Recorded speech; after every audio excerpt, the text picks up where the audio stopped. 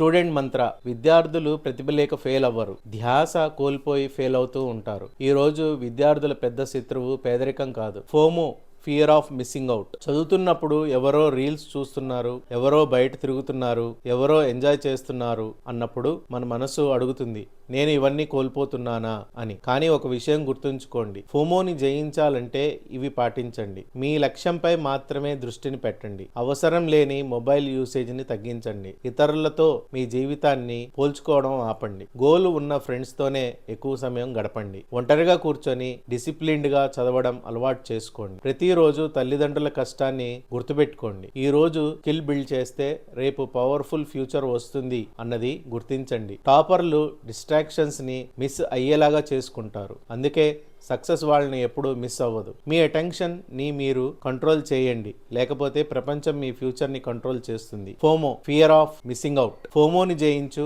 భవిష్యత్తును నిర్మించు. తాత్కాలిక వినోదాన్ని వదిలేయగల విద్యార్థి శాశ్వత విజయాన్ని ఎప్పటికీ కోల్పోడు. ఇది ఫ్రెండ్స్ ఈ రోజు టిప్.